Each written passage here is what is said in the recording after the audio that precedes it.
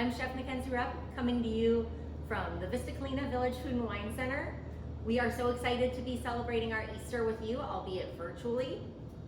But we have a super exciting menu for you, 3 courses that you can make really easily at home. So we're gonna go through and do a little step-by-step of each recipe to make sure that you know what you need and what stage you need to be at so that you can join us on Saturday at 1 p.m. for our virtual cook-along. First up is our Waldorf style egg salad. We're gonna serve that with Boston lettuce. You can do this lettuce wrap style or as a traditional salad, completely up to you. We also have a couple of elements throughout this dish that you can switch up as you go. So we're gonna start by making our dressing. We're gonna do 2 tablespoons of plain yogurt. You can use Greek or original. I'm using a 2% Greek, that's what I like.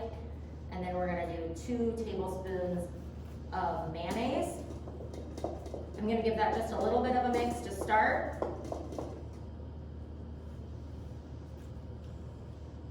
We have a stone ground whole grain mustard that we're gonna add.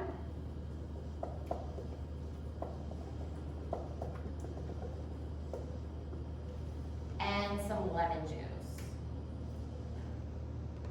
Now, I have measuring spoons out. You'll notice I didn't use them. I do use them when I'm baking. I like to eyeball things and go a little bit more based on taste.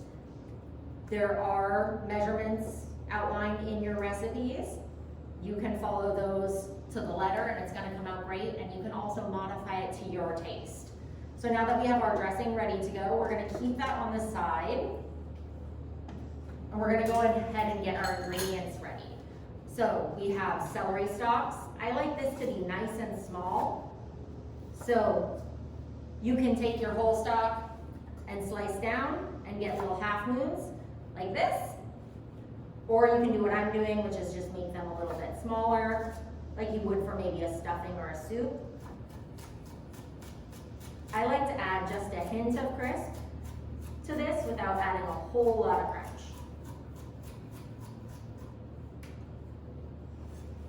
So we're gonna add our celery.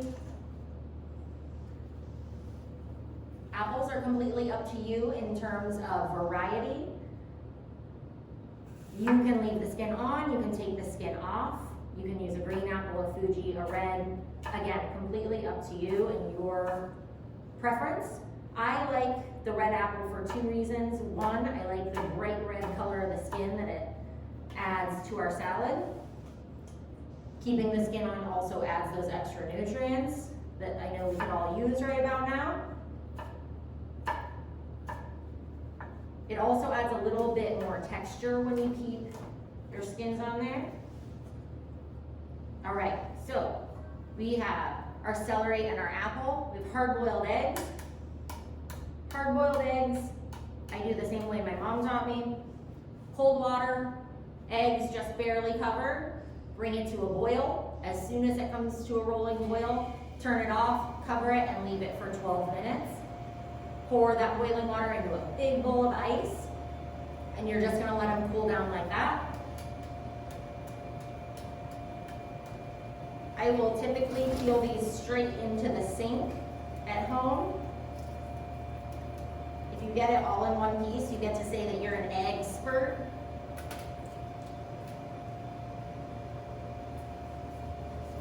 I'm an expert. All right, so we're gonna take our egg here. This does not have to be perfect. It is an egg salad. It's gonna get broken down a little bit. If you have a roasting rack that you use at home,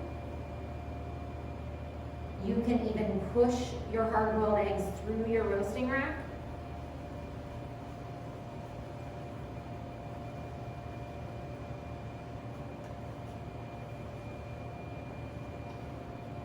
If you are an extra yolky person, you can always take your yolks out and mix them in with your dressing, and then just fold your whites into your salad. That is always an option as well.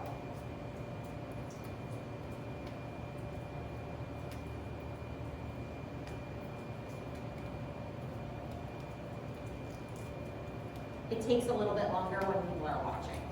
It's just the reality of the situation. All right.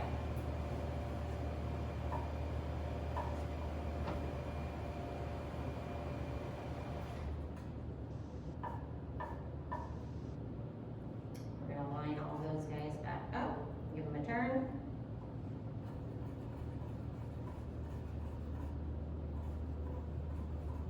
And being that we are tossing this in a creamy dressing, not so much of a vinaigrette, it's one of those times where an ounce of sauce is gonna cover a pound of shame. So your dices do not need to be perfect by any means. I'm gonna add in a little bit of parsley, again, a little extra color. And now we're gonna add our dressing and fold it together. I don't like to add it all at once. That's the reason I don't add my ingredients straight into the dressing bowl.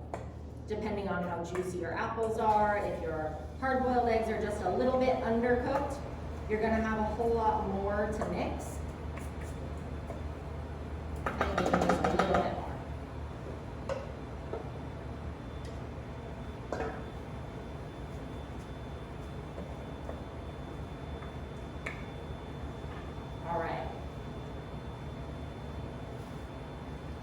So we've got our Boston big lettuce here. I like to use 2 just to make sure it's gonna hold together.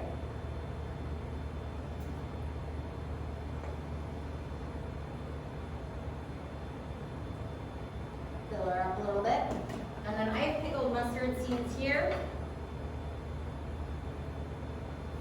It's just kind of a fancy topping. These are really just boiled down with some salt, sugar, and vinegar.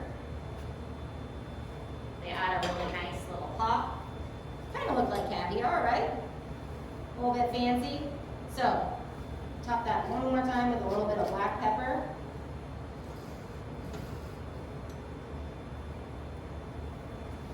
And give it a shot.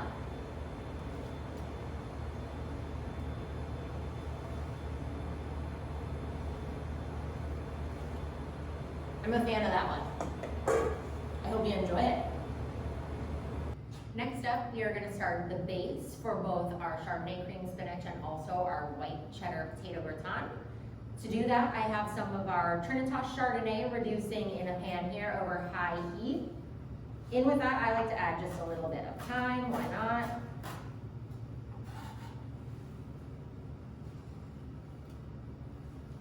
I have some fresh parsley here as well, and we're going to add just to infuse that flavor. I'm going to cook out the alcohol just a little bit.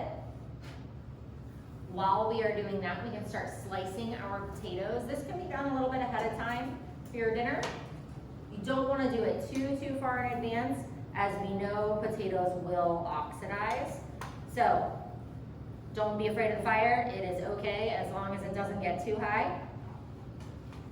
I've got my potato here. We're going to run that down the slicer. We want them to be nice and thin.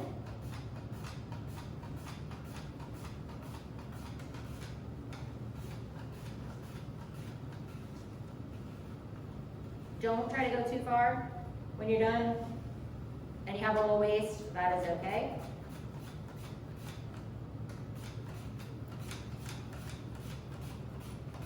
I don't know about you, but I like the top layer of my gratin to be cheese. So here I have a regular saute pan. I made a round paper to go inside of it. It's a real easy little trick so that you never have to clean your pan afterwards. I'm gonna take a parchment paper, fold in half the opposite way, over the corners, and one more time. Measure from the center of your pot all the way up your side, and go ahead and cut it. And you're gonna have a perfect liner for your pan every time. So you almost need it. So, while that finishes reducing, we're gonna start with a little bit of a layer of cheese in here. We're gonna lay our potatoes out. Personally, I like to do these like a parmesan, kind of laid out really pretty. You can also just kind of pop them in. You just want to make sure that you're in a nice even layer.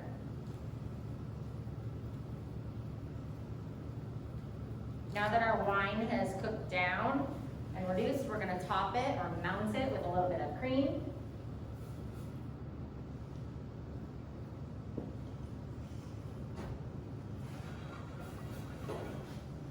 This one's going to take a little while to reduce. I did do one in advance. This is nice and thick. We're going to pour that over the top. We've cooled this just a little bit, but it can be hot going over the top. I may have whole thyme leaves in there, don't worry about it. It's gonna be okay. All right. Go through with our potatoes one more time, and you're just gonna repeat this process until you're all the way full up to the top.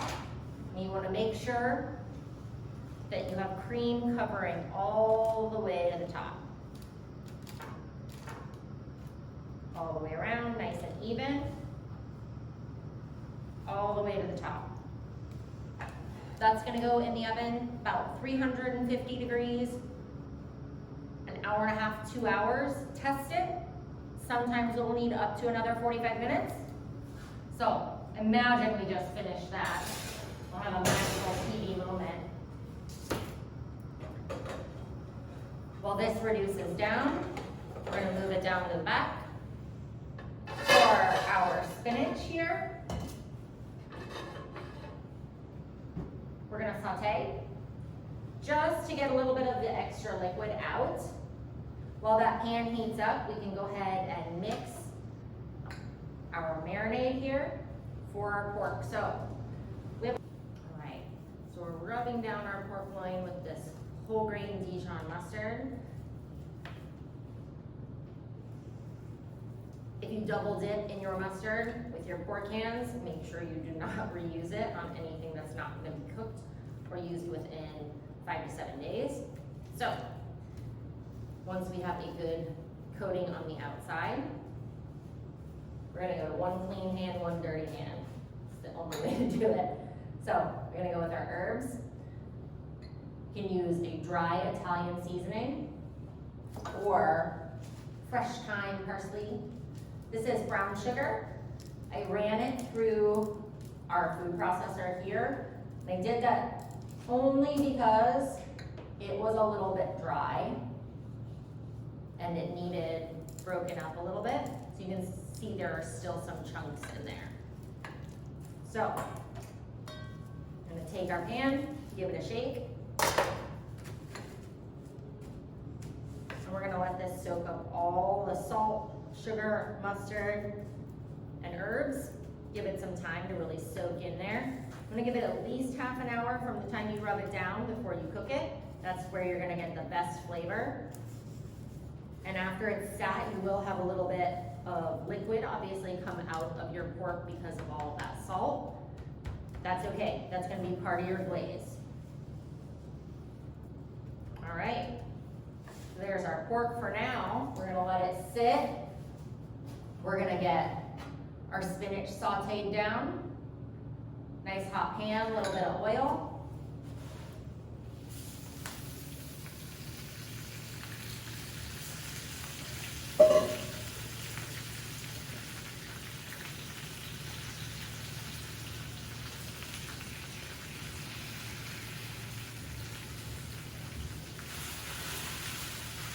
You don't want to move it too much too fast. Let those bottom pieces wilt. Give it about 10 or 15 seconds and then start to turn them over on themselves. Get those nice wilted pieces on top of your fresh pieces and it'll wilt twice as fast and you'll keep your color really nice and green. When you're almost all the way there like we are, I have turned my heat off because we don't want to take it too far.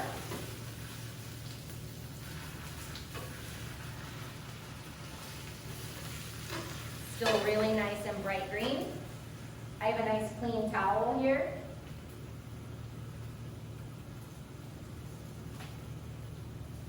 I'm gonna pour my spinach into my towel.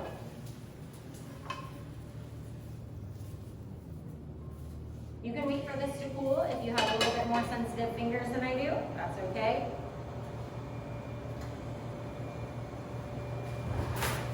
We're gonna take this and we're just gonna squeeze all the juices out.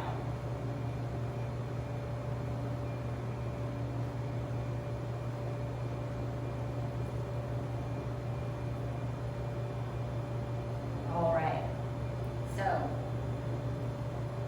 now we've got our spinach here all wrung out. Gonna give it a rough chop. It's a whole lot faster to chop it after you cook it. You are more than welcome to chop it as you go if you'd like. You can do these in individual ramekins, or you can do them in a small pan and just feed it to your family style. So we're gonna go in here, top it with a little bit of herbs and some salt. Remember the cream we started to reduce earlier?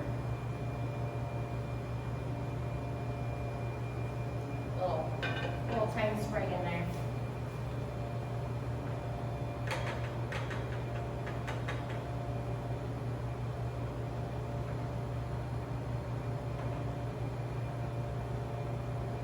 Just spread everything nice and evenly. You want to pop that into the oven until it's nice and bubbly and golden brown.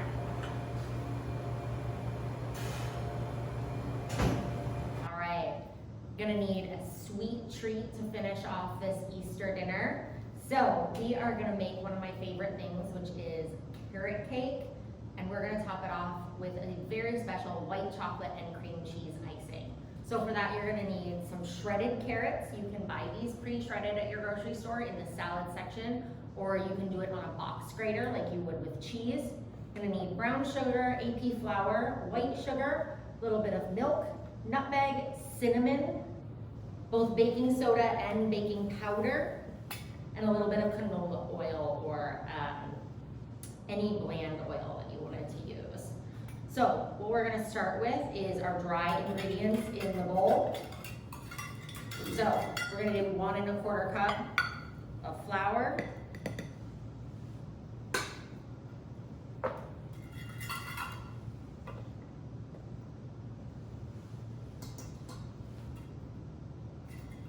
half a cup of sugar,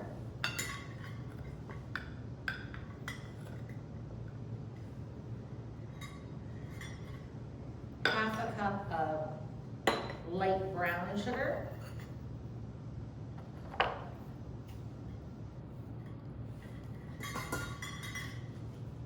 and then we're going to do 3/4 of a tablespoon of baking soda or 3/4 of a teaspoon, excuse me, of baking soda.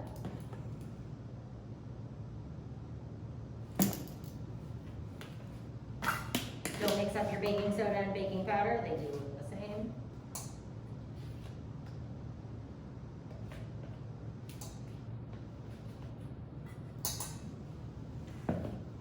And then for your baking powder, you're gonna do half a teaspoon.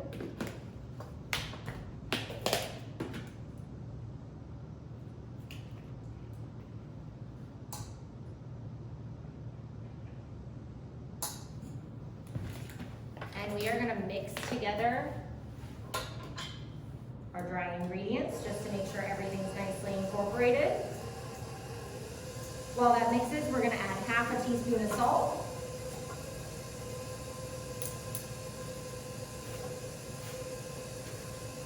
If you're like me and you think all things that are sweet need just a little bit more salt, you can add a couple extra little granules in there.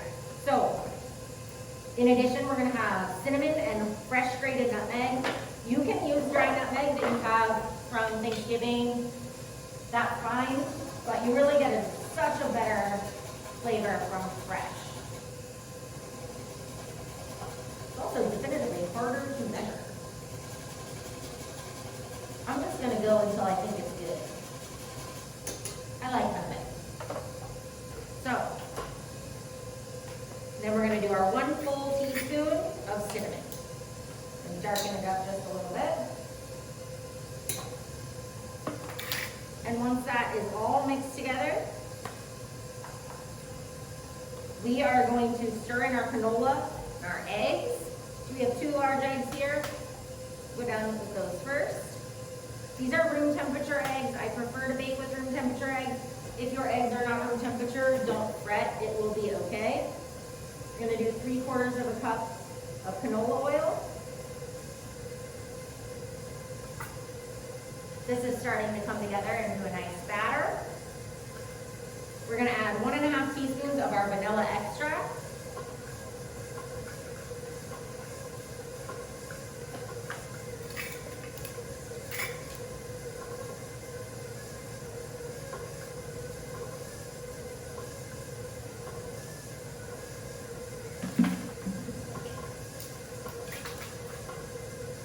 All right.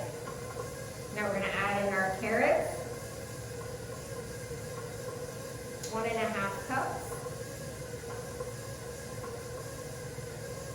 I think we're gonna loosen that up just a little bit more with a little bit more canola oil. I like to go for 1 good spin before I turn it off.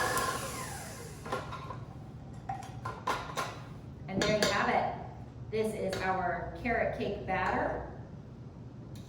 I promise it's gonna taste better than it looks now when it's all done. We're gonna scoop that into our ready pan.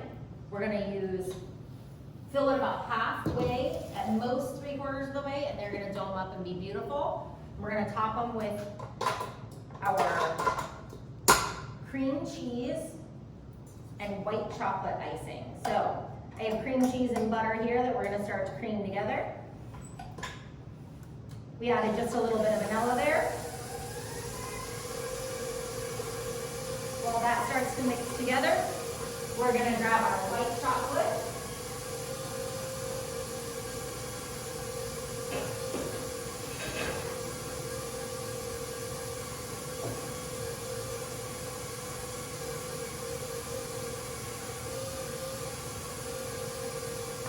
All right.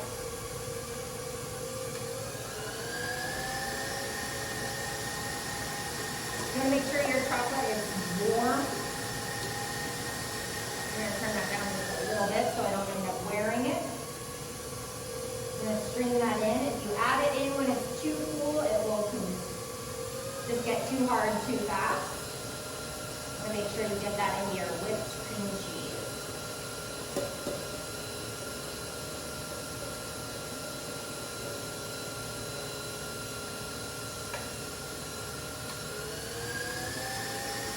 You want to work quickly since we have both warm and cold ingredients here. We're going to scrape down our sides. We can reuse our white chocolate spoon. Just to make sure we get everything incorporated here.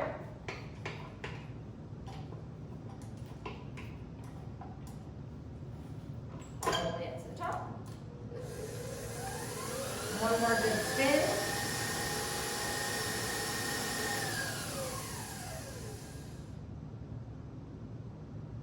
The only way to know. I think it's pretty good. So we're gonna scoop out our cupcakes and bake them off, and then we're gonna top them with our white chocolate cream cheese icing. Hope you enjoy it.